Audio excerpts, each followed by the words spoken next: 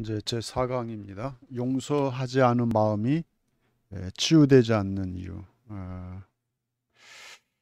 제가 음, 이번 학기는 성경적 성교와 성경적 상담에 대해서 집중적으로 제가 강의할 것이고요. 제가 성령의 내주하심을 따라서 크리스찬이 또 선교사가 복음을 전하면서 함께 수반되는 게 상담입니다. 보혜사 성령이 사실은 크리스찬들을 안에 내주하시면서 상담자 역할을 하고 계신 것을 우리가 인지하고 있을 것입니다. 이제 크리스찬들에게 가장 소중한 것이 그리스도의 사랑을 입었다면, 내가 성령의 사람이라면 그리스도께서 나를 용서하심과 같이 나도 다른 사람을 용서하는 것이 마땅합니다. 그래서 이번 학기는 이 용서에 대해서 말씀을 함께 나누기 위해서, 용서는 모든 것으로부터 출발입니다. 하나님께로 가는 길목에서 첫 단추입니다. 인간이 취할 첫 단추. 하나님의 용서를 아는 것. 그 용서를 알고 말할 수 없이 탄식함으로 우리도 주님 가신 그 길을 쫓아서 걷는 그런 사람.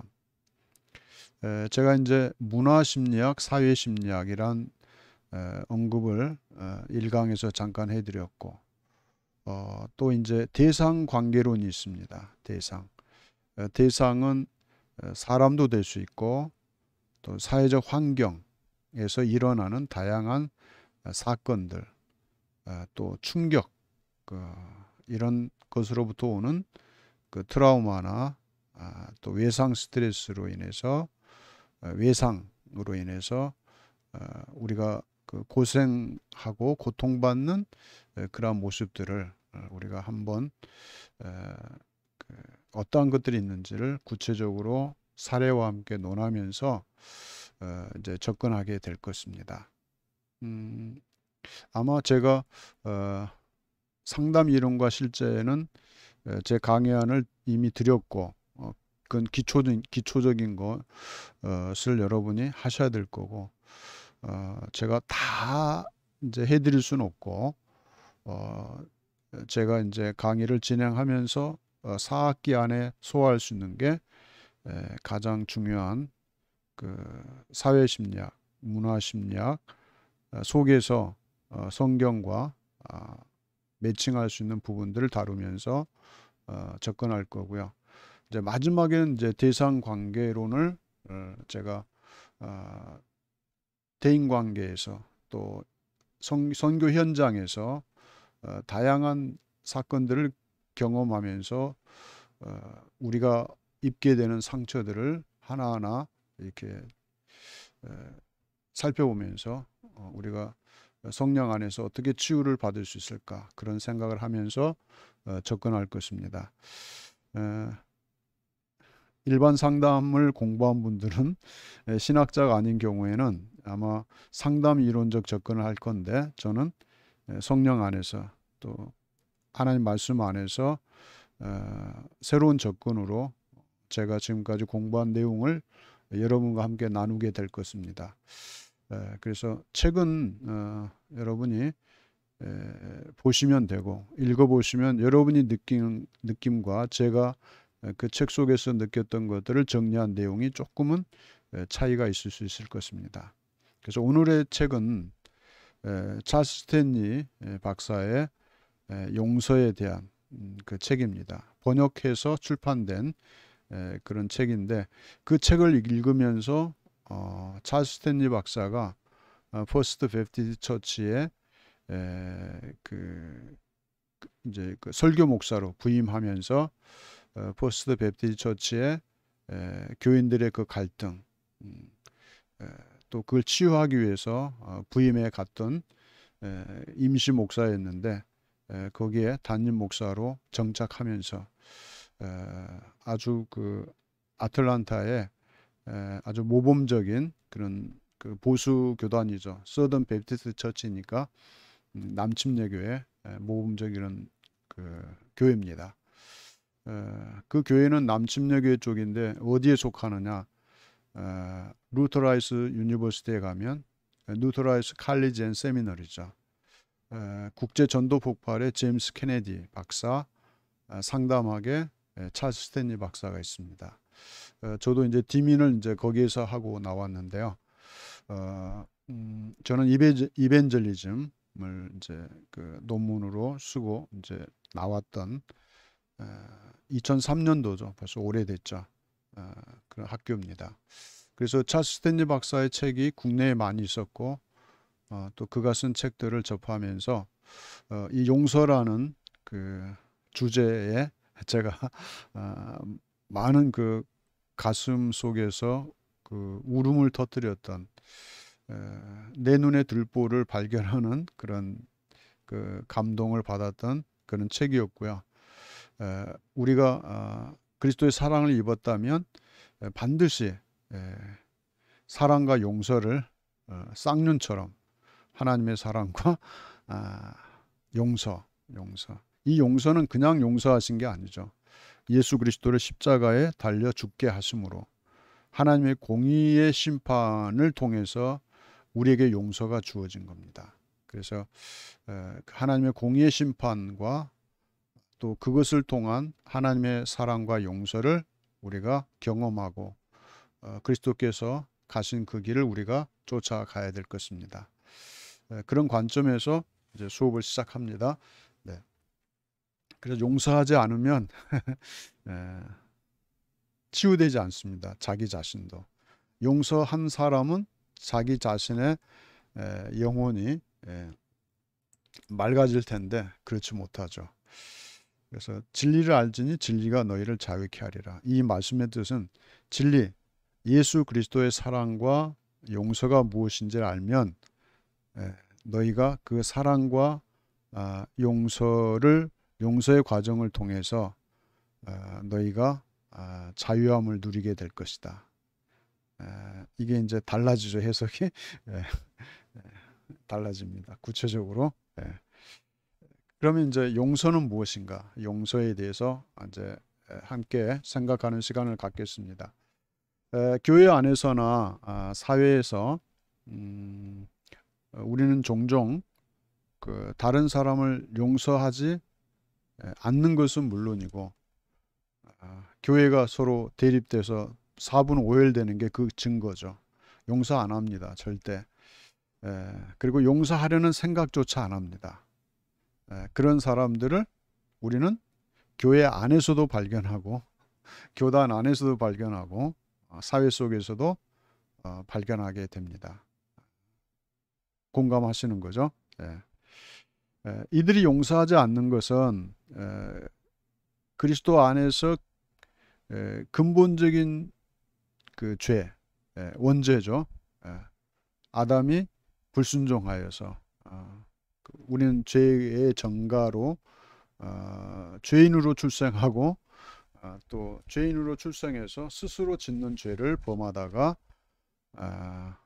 원죄와 자범죄로 인해서 우리는 하나님 앞에 결국은 용서받지 못하면 영원한 형벌에 처하게 되는 그 사실을 우리는 복음을 통해서 알고 있습니다. 그래서 하나님의 용서에 대한 그 가치와 영향력이 얼마나 큰지 그것을 안다면은 용서하는 사람으로 바뀌게 될 겁니다. 그럼 크리스찬은 어떤 사람입니까? 용서를 실천하는 사람, 그렇게 말할 수 있겠죠. 용서에 대해서는 제가 강조해도 부족함이 없는 게 여러분 그리스도께서 베드로가 묻는 질문에 뭐라고 대답하셨어요? 하루에 7번까지 용서하리까 했을 텐데 물었을 때 예수님께서 뭐라고 그랬습니까? 70번씩 7번 490번을 용서할 일이 있을까요? 하루에 우리가 살면서 완전 무한대죠. 그래서 용서는 해도 되고 안 해도 되는 것이 아니라 용서, 무조건 해야 될 것이 용서입니다. 왜? 하나님이 나를 용서하셨으니 나도 다른 사람을 용서해야 되기 때문이죠. 이 녹화를 듣는 여러분 혹시 어릴 때부터 지금까지 용서 안 한 사람이 여러분 가슴 속에 박혀 있다면 지금 끄집어내세요. 그리고 던져버리세요. 쓰레기통에다가. 그러면 여러분 마음에 평안이 찾아올 겁니다. 다음 이제 우리가 그러면 용서의 개념은 어떤 개념이 있는지 우리가 한번 살펴보려고 합니다. 용서에 대한 개념. 용서는 그 나에게 어떤 그릇된 행위, 옳지 않은 행동을 한 사람, 또 악을 나한테 행한 사람, 또 그것으로 인해서 내 마음에 상처를 남긴 그런 사건, 또 돈을 꿔갔거나 재물에 대한 피해를 준 사람, 그렇죠? 이런 사람에 대해서 어떤 변상이나 또 나에게 용서받기 위한 어떤 노력과 행위로부터, 그죠? 그를 자유롭게 해주는 거죠. 그러니까 탕감이죠. 그러니까 내게 악을 행했거나 상처 줬거나 재물의 피해를 입게 했던 그 사람에게 야, 너 이제 변상 안 해도 돼. 그리고 그걸 갚기 위해서 어떤 노력도 어떤 행동도 하지 않아도 돼. 그냥 자유롭게 해주는 거. 자, 이 의미를 우리에게 정확하게 주신 말씀이 있어요. 어떻게 주셨느냐 하면 모세오경에 보면 제사법만 있는 게 아닙니다. 거기엔 또 형사법, 민사법, 소송법, 배상법 다 들어 있습니다. 그런데 아주 훌륭한 법이 있어요. 안식년법, 희년. 영국 의회에서 그 헌법을 제정할 때 모세오경을 기초했다고 그랬죠. 신명기, 출애굽기, 민수기. 여하튼 이 안에 율법과 관련된 모든 법들이 다 들어 있어요. 근데 영국 의회에서 국가의 헌법을 제정할 때, 최초에 제정할 때 미국에 가서 꽃피웠던 그 헌법, 거기에 안식년법이 안 들어가 있어요. 그게 아쉬운 거예요. 그래서 빈민법부터 시작해서 영국으로부터 시작되었죠. 이제 보안법이죠. 사회복지법이 어떻게 보면 안식년법을 대체하고 있는 겁니다. 저는 사회복지학을 공부하면서 그 사실을 깨닫게 됐어요. 엄청난 그 감동이 왔고요. 그 목사님들은 사회복지를 공부할 필요가 있어요. 특히 사회복지 발달사 그 공부하면 교회사하고 굉장한 그 연관성이 있는 것을 발견하게 됩니다. 그래서 안식년법에 보면 7년이 되면 어떻게 했어요? 자기가 돈을 꿔줬는데 갚지 않아서 그 자식들을 종으로 담보 잡았어요. 돈을 갚으면 이 자녀들을 돌려줄게. 근데 자녀들은 7년 동안 그 집에서 종살이 해야 돼요. 그러면 7년 차가 되면 어떻게 해야 돼요? 돌려줘야 돼요. 되돌려 돌려줘야 돼. 이것을 모든 크리스찬들이 아니 지구상에 있는 모든 사람들이 실천하면 부자가 있고 가난한 사람이 있나요? 다 이게 평정하죠. 평등하게 살아갑니다. 그런데 성주나 장로들이 자기들이 데리고 있는 종들이나 재산, 이자 돈을 받아야 되는데 그걸 탕감해 주면 똑같죠. 이제 성주나 장로들의 그 부의 그 어떤 축적이나 누림을 다 포기해야 돼요. 절대 넣지 않았겠죠.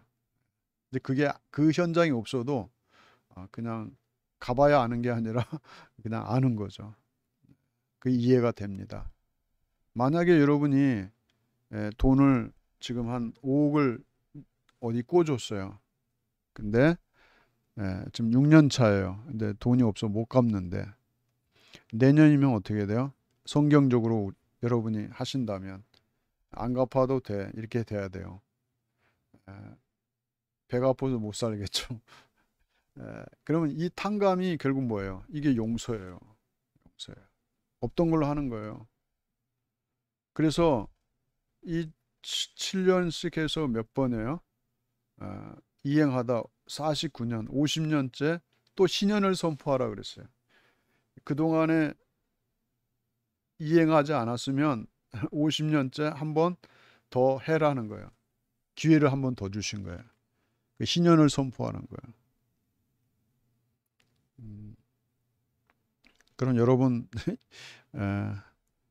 아마 실천은 못 하실 거예요. 안식년과 신년을.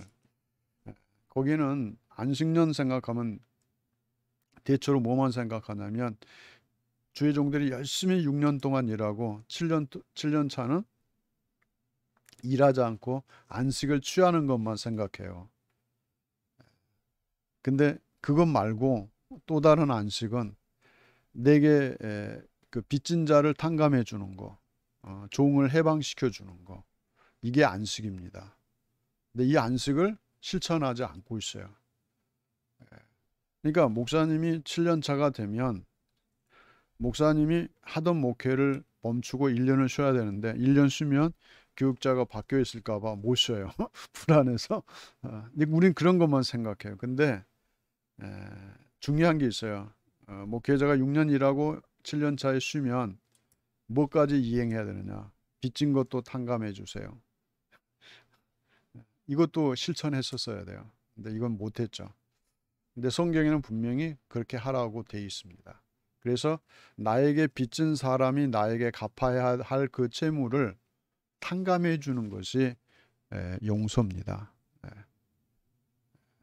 그래서 크리스찬이 이 용서를 실천한다면, 한국교회가 이 용서를 실천한다면, 저는 강단에서, 한국교회 강단에서 이 용서를 선포하지 않았습니다. 성경적인 그리스도의 사랑은 강조했는데 사랑과 동일하게 용서도 쌍륜처럼 공의의 심판에는 하나님의 사랑과 용서가 있다고요. 근데 우리는 사랑만 강조했지 용서는 강조하지 못했어요. 그러니까 한국교회는 지금 결핍된 복음을 전파하고 있는 거죠. 그래서 우리는 용서를 선포해야 됩니다. 누구부터요? 용서 우리 서로 해야 됩니다. 오늘부터 우리는 새로운 그 생각을 가지고 삶을 다시 새롭게 시작하는 그런 삶이 되었으면 합니다. 그러면 용서해야 될 것들은 그러면 어떤 것들이 있는가? 그러니까 그것도 이제 생각해 보는 거예요. 우리가 용서를 해야 되는데 그럼 구체적으로 어떤 것들이 우리가 용서해야 될 그런 대상들인가? 제가 자세히 설명하다 또 이제 진도 못 나가게 생겼어요. 그러나 3교시 충분히 소화되리라고 봅니다. 앞으로 한 3주는 이 용서와 관련된 내용들입니다. 아주 깊이 있게 다루니까 계속 제가 이야기 함께 하면서 나누어 보도록 하겠습니다. 첫째는 손해를 끼치거나 마음의 상처를 입힌 것을 용서해야 됩니다. 자, 여러분에게 손해 끼친 거, 여러분 마음에 상처를 준 사람을 지금 용서하십시오. 제가 용서하십시오 한 게 아니라 성경이 그렇게 지금 우리에게 권고하고 계십니다. 내게 손해 끼쳤거나 마음에 상처를 입힌 사람을 용서해야 내가 진정한 크리스찬이라는 사실입니다. 두 번째는 그 손해나 상처로부터 야기되는 빚, 그 고통을 용서하십시오. 내게 손해를 끼쳤던 그 빚을, 그렇죠? 탕감해주고 내게 마음에 상처를 준 그 고통을 이제 내려놓고 용서해야 됩니다. 원망, 너 두고 보자. 이거 다 내려놓으셔야 됩니다. 셋째는 모든 빚과 상처에 대한 것을 탕감해 줘야 됩니다. 탕감. 그 셋째는 모든 빚과 상처에 대한 것을 탕감해 줄 수 있어야 됩니다. 탕감. 그러니까 구체적으로 이렇게 제가 말씀드린다면 용서 못할 것이 하나도 없죠. 다 내 마음에 있는 모든 거 다 긁어서 이렇게 배설물로 버려야 됩니다. 그렇다면 새로운 그리스도 안에서 성령 안에서 주시는 평안을 우리가 누리게 될 것입니다. 자, 그렇다면 이제 용서가 왜 필요할까요? 용서가 왜 필요할까요? 용서가 필요한 이유. 용서하지 않으면 손해보는 사람이 누구냐 하면 자기 자신이에요. 왜냐하면 내가 용서 안 하면 나만 손해예요. 그 사람 발 뻗고 자고 있어. 상대방은. 그럼 여러분 발 뻗고 못 자. 화병 나죠. 그래서 용서하지 않음으로 인해서 손해보는 사람은 자기 자신이다. 그래서 용서해야 돼요. 자기 자신의 그 마음만 더 아플 뿐이에요. 그러니까 결국 이거 뭐가 같냐면 자기가 용서하지 않겠다는 그 함정에 자기가 빠져 있는 셈이에요. 이걸 또 다른 말로 말하면 자기 발목에 내가 들 수 없는 쇳덩어리에다가 족쇄 채운 거나 마찬가지예요. 그러니까 자기가 판 함정에 자기가 빠진 것이 바로 용서하지 않는 거죠. 근데 그것으로부터 벗어나야 돼요. 그 족쇄를 잘라야 돼요. 족쇄를 잘라야 돼. 그래서 마음에 용서하지 않는 것들은 구체적으로 무엇인가? 이제 표현을 해보자고요. 마음속에 가득 찬 분노. 너 두고 보자. 그 중국만 생각하면 열불 나는 거예요. 또 여성 동지들. 저 왼수 화병 걸리죠. 우리 한국 여성의 화병. 이 강의 듣는 분은 그런 분 없죠. 그 어머니들의 분노, 어머니들의 화. 그 한국의 화병이 존재하잖아요, 여성들에게. 그 다음에 마음속에 있는 괴로움, 마음속에 있는 괴로움.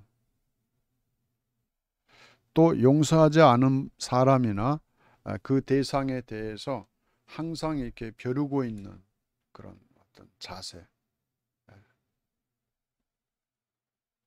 그러니까 얼마나 괴로워요. 마음속에 괴로움, 분노, 또 그걸 항상 벼르고 있어요. 귀에만 엿보고. 그 얼마나 골치 아파요. 그러니까 제가 그 첫 시간에 얘기했나요? 내가 주의를 하는데 이제 얼마 안 남아서 조금만 가면 돼. 근데 뭔가 이 뒤가 이상해. 예수님이 오시는지 나 혼자 온 것 같아. 예수님 모시고 가야 되잖아요. 예수님 앞장서야 되는데 자 뒤를 쳐다보니까 예수님은 저 멀리서 논두렁길을 걸어 오시는 거야. 예수님 빨리 오세요. 그럼 여기 금방 조금 올라가면 돼요. 내가 이 산을 올라가려고 중턱까지 올라왔어요. 이제 조금만 가면 됩니다. 근데 학학거리고 뛰어 올라가다가 이제 잠깐 중턱에 앉아서 이제 쉬고 있는데 쉬면서 예수님을 보니까 저기 멀리 오시는 거예요. 근데 잠깐 쉬다가 이제 살짝 잠이 들었어요. 번쩍 깨서 딱 보니까 예수님은 쭉 오던 길을 오시다가 딴 길로 가시는 거예요. 그럼 이게 뭐예요? 자기가 주의 이름으로 열심히 한다고 했어요. 근데 한순간에 뭐가 돼요? 그건 예수님과 관계없는 자기가 하고 싶은 걸 한 거예요. 예수님과 상관없이. 이런 그 결과를 초래할 수 있습니다. 그래서 우리는 예수님이 그래 끄덕끄덕한 일만 하셔야 돼요. 예수님 이거 맞습니까? 그래 끄덕끄덕한 것만 하시기 바라요. 어떤 그 욕망과 야망에 차서 뭘 열심히 했는데 그게 물거품으로 끝나는 그런 헛수고를 하면은 우리는 결코 안 될 것입니다. 제가 제대로 표현했나요? 그 다음에 이제 용서하지 않음으로 인해서 나타나는 결과들이 있어요. 그 뭐냐면 과거의 죄에 대한 처벌을 여전히 주장하고 있어요. 너 과거에 그랬지. 옛날 옛적에 너 그때 나 절대 평생 안 잊어버려. 너 두고 보자. 이게 여전히 그걸 주장하고 있어요. 자기 자신도 모르게. 아니라고요? 결코 안 해요. 여러분, 이게 딱 처음 만났는데 기분 나쁜 이미지를 갖고 있는 사람이 있어요. 그건 뭐예요? 과거에 그 아무개 닮았어. 와, 또 닮은 사람 보니까 화가 치밀어. 이런 거예요. 부정 못 하시죠. 근데 처음 봤는데 너무 반가워. 그래서 쳐다보면 내가 과거부터 지금 만나지 못해서 앙달이 난 사람 얼굴을 닮았어요. 그 사람은 이유 없이 차를 마시다가도 한 잔 빼다가 주잖아요. 그 사람은 그 차를 마시면서 내가 이걸 왜 마시는 거지? 이유도 모르고 마셔요. 예. 우리가 그렇게 살고 있지 않아요? 예. 그 다음에 이제 사랑하는 사람을 이렇게 미워하는 그 감정으로부터 도망칠 수 없는 상태. 그러니까 부부간에는 사랑하는데 왼수예요. 왼수. 아니 남이면 상관없어. 그죠? 사랑하는 사람이니까 아주 괴로워 죽겠는 거예요. 이게 뭐냐면 자기가 어떤 삶에 전에 얘기해 줬죠. 사티어사 거. 이렇게 살아야 돼 하는 어떤 그 잣대가 삶의 기준이 너무 엄격해 가지고 자기도 용서 안 하는 것들이 있어요. 경직돼 있죠. 근데 자기가 절대 용서 안 하겠다고 다짐한 것을 가지고 다른 사람을 보면 그 사람 미워 죽는 거죠, 진짜. 나도 나를 용서 안 하는데 그거 갖고 다른 사람도 용서 안 해요. 그러니까 왼수가 되는 거예요, 왼수가. 근데 그 잣대를 내려놓으면 나도 나를 어찌할 수 없는데 당신도 그러워. 피장파장이잖아요. 그러니까 문제 삼지 않는 거죠. 그러니까 측은히 기도하는 거죠. 그러니까 이게 뭐냐면 족쇄 채운 거 자기 그 삶의 기준으로 자기 잣대는 완벽할 수 없잖아요. 허점투성이죠. 그 다음에 용서하지 않는 사람만 겪는 시련이 있어요. 타인은 그러한 줄도 모르고 있는데도 불구하고 자기 자신만 용서하지 않음으로 인해서 시련, 고통을 겪고 있어요. 자, 용서하지 않고 있다는 그 사실을 상대방이 아나요? 모르죠. 발 뻗고 자는데 용서하지 않은 사람은 그것으로 인해서 자기 자신이 잠이 안 와. 그런 상태에 있어요. 그러면 머릿속에 뭐가 분비돼요? 시아닌. 엔돌핀이나 헤모글로빈이 그 분비되는 게 아니라 시아닌, 독소가 분비돼요. 온몸을 돌아다니죠. 얼마나 괴로운 일이에요. 그래서 1교시는 여기까지 용서에 대해서 분명한 개념을 제가 말씀을 드렸습니다. 여러분 상대방의 틴만 발견하지 마시고 내 눈에 들보도 발견하셔서 내려놓으시는 행복을 누리시길 바랍니다. 2교시에서 다시 여러분 뵙겠습니다. 감사합니다.